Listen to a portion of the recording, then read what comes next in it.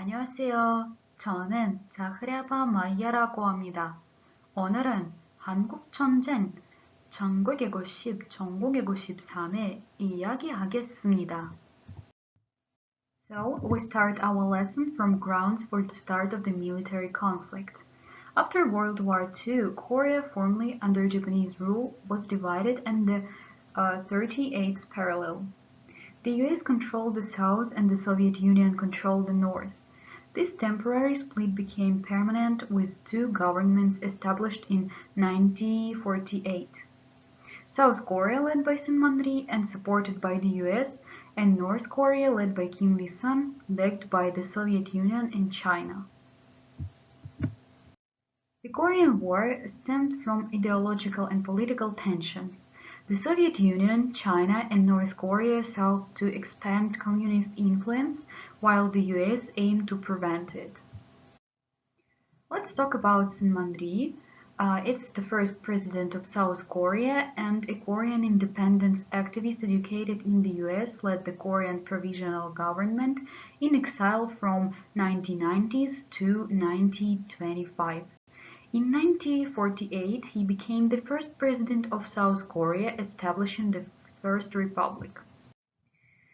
So the Korean War began on June 25, 1915, when North Korea, supported by the Soviet Union and China, invaded South Korea in an attempt to unify the peninsula under communism. The invasion, set against Cold War tensions between communism and capitalism, prompted a US-led United Nations intervention to defend South Korea, leading to a 3-year international conflict.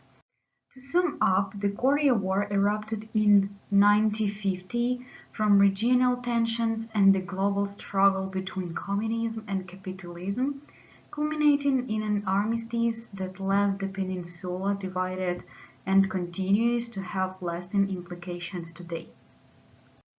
So you can see on the screen questions and you can answer these questions, but we continue with our next subtopic, UN resolutions.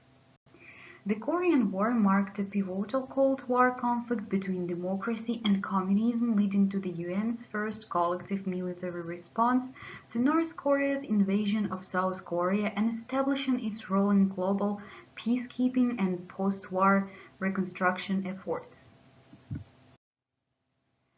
The UN's involvement in the Korean War began on June 25, 1950, when the Security Council passed Resolution 82, condemning North Korea's invasion of South Korea and calling for an immediate end to hostilities and troop withdrawal.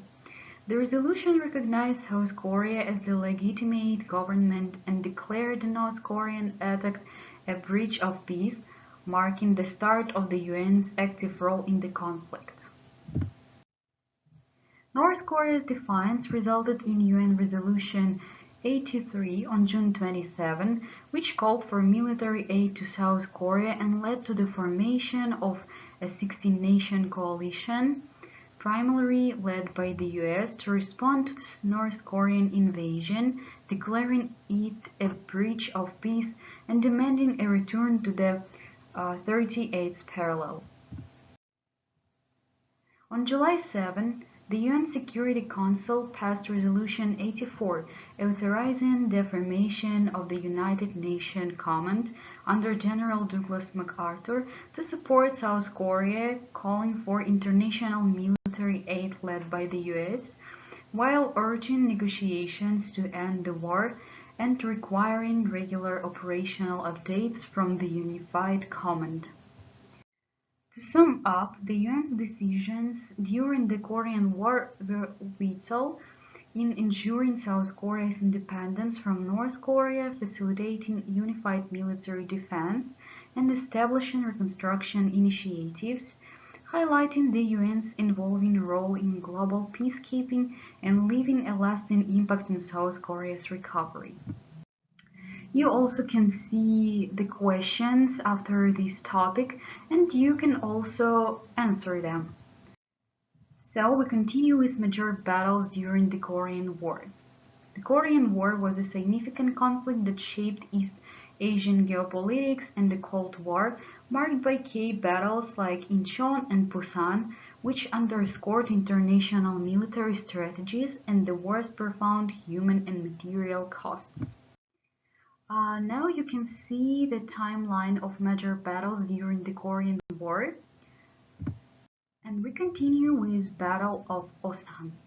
In the early Korean War, US ground troops from Task Force Smith engaged North Korean forces in Jukmi Pass, but had to withdraw after 6 hours of fierce fighting. Battle of the Chon. The US 24th Division faced overwhelming enemy forces, ultimately retreating after the capture of the Chon and Major General D. Battle of Yonsan. The US 24th Division defended the Nakdong River line against the North Korea 4th Division, leading to successful UN reinforcements that repelled the attack and inflicted heavy losses. Incheon leading operation. On September 15, 1950, a joint operation cut off North Korea's rear following US landings at Incheon, allowing UN forces to regain Seoul by September 27 and marking a crucial shift from defense to offense. Donan recapturing operation. On October 19, the US First Army Corps with South Korean and United Kingdom forces recaptured Pyeongan after defeating North Korean defenses. The South Korean 1st Division seized the administration building while the US 1st Cavalry attacked the station area. Battle of Kunuri. The US 2nd Division defended Kunuri against the Chinese Communist Army to secure a retreat for the 8th Army Corps, but suffered heavy casualties as Chinese forces blocked their escape route, earning the area the name Valley of Sheep. Battle of Lake Chunmin. The US Marine 1st Division retreated 40 kilometers from Changjin Lake to escape encirclement by the Chinese Communist Army, suffering heavy casualties. Their successful breakout to Hamhane stalled the Chinese advance and allowed UN forces to regroup in Hunman. Battle of Jipanri. In the February offensive of 1951, the US 2nd Division, 23rd Regiment and the French Battalion held Jipanri until the US 5th Cavalry broke through after 4 days. This counterattack led to heavy Chinese losses and recaptured the 38th parallel. The Battle of the Imjin River. In April 1951, the British 98th Bridge defended the Imjin line against the Chinese counterattack, with the Gloucestershire Regiment making a final stand at Hill 235. Battle of Bunker Hill. In May 1951, Key Company of the US 2nd Division defended Hill 800 against Chinese Communist attacks, temporarily losing and quickly regaining the position, which helped maintain UN control of Hanchon. And the Battle of Old Baldy. During Key's fire talks, the US 45th Division fought the Chinese Communist Army for control of Hill 266, nicknamed Old Baldy Hill, ultimately losing the position after heavy casualties on both sides. To sum up, the major battles of the Korean War from 1915 to 1953 reshaped the region's geopolitical landscape and highlighted the complexities of conflict. So you can also answer these questions after the topic. And we continue with the Armistice of July 27. The Korean War ended in an armistice, halting hostilities without a formal peace treaty and establishing the demilitarized zone that still divides North and South Korea. On July 27, 1953, the United Nations Command reached an armistice with China and North Korea, creating a demilitarized zone along the 38th parallel, but South Korea did not formally sign the ceasefire. This two-year negotiation halted hostilities without ending war, leaving peace between North and South Korea fragile. To sum up, the July 27 armistice ended 3 years of conflict of the Korean Peninsula, establishing a fragile ceasefire and the heavily fortified demilitarized zone, but it failed to resolve the underlying issues, leaving the region in a state of unresolved conflict for over 70 years. So now we continue with differences between Korean War and Ukrainian War. So the differences are nature of the war, international response, ceasefire and armistice, and also political goals. About these differences you can read in our table, and we continue with similarities between Korean War and Ukrainian War. What about similarities? It was involvement of great power, impact on humanity, and also Cold War context.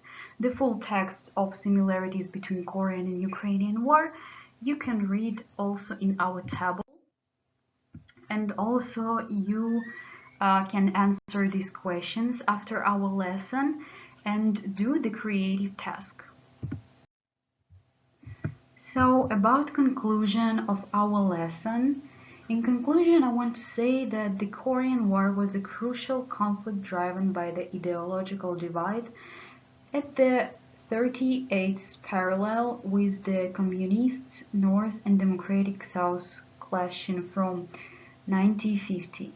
The United Nations mobilization of a multinational force underscored the Cold War struggle, exemplified by key battles like Incheon and Chosin Reservoir.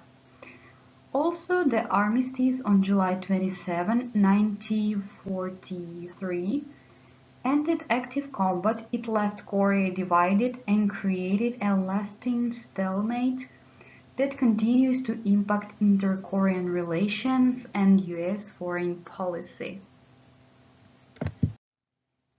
So now you can also see the resources and read a full text of agreement. And that's all. Thanks for attention.